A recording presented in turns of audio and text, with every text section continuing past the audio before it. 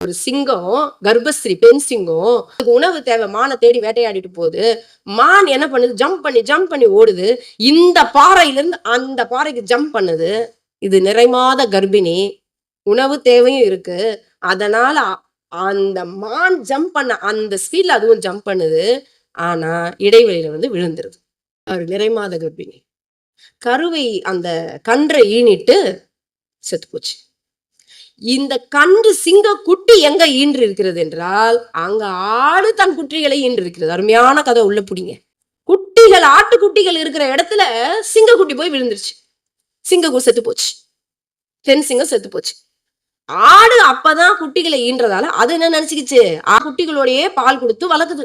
குட்டி கூடவே இருக்குது. அது நினைச்சுக்கிச்சு, இதுதான் நம்ம அண்ணன் தம்பி, இதுதான் நம்ம அக்கா தங்கச்சி, இதுதான் நம்ம அம்மா, இதுதான் நம்ம அப்பா, இது மாமா மாமி, அத்தை நினைச்சுன்னு இருக்கு. ஒரு நாள் அந்த காட்டு வழியா அங்க போகும்போது ஒரு சிங்கம் வேட்டையாட வருது. கரெக்டா பாக்குது. ஆஹா, செமத்தியா இருக்குது. ஆடு குட்டிங்க நல்ல நமக்கு இன்னைக்கு டின்னர்டா, எப்பா இன்னைக்கு செம்மையான டின்னர்னு சொல்லிட்டு அந்த ஆட்டு மந்தை கூட்டத்தை நோக்கி ஓடி வருது. எல்லாம் கடகடன்னு ஓடுது. இந்த சிங்க குட்டியும் ஓடுது. குட்டு ஐயோ, அந்த சிங்கம் நம்மள சாப்பிட்டுருமேன்னு ஓடுது. சிங்கம் துரத்திக்கிட்டே வந்த சிங்கத்துக்கு இப்படி பாக்குது. இதுங்கெல்லாம் ஆடு ஓடுது, சரி, நம்ம இனமாச்சு அது. நம் இனம் எப்படி ஏன் ஓடுதுன்னு இப்ப முதல்ல அதுக்கு பசி தேவையை விட்டுடுச்சு. ஏன்னா அது சிங்கம். இப்ப எனக்கு டவுட் கிளியர் ஆகும்.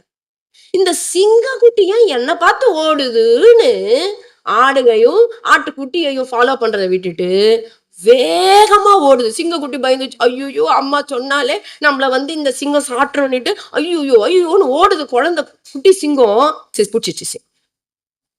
ஐயோ, சாப்பிடாது. நான் ஏன் உன்னை சாப்பிட போறேன்? இல்ல, நீ தான் சாப்பிடணும்னு எங்க அம்மா சொன்ன. நான் ஆடுங்களை சாப்பிடுவேன். உன்ன எதுக்கு சாப்பிட போற? நீ ஏன் இனம் இல்லையா? இல்ல, நான் ஆடு. நீ எதுக்கு என்ன பார்த்து ஓடி வந்த? அது நான் ஆடாச்சே. நீ ஆடு இல்லடா, சிங்கம்.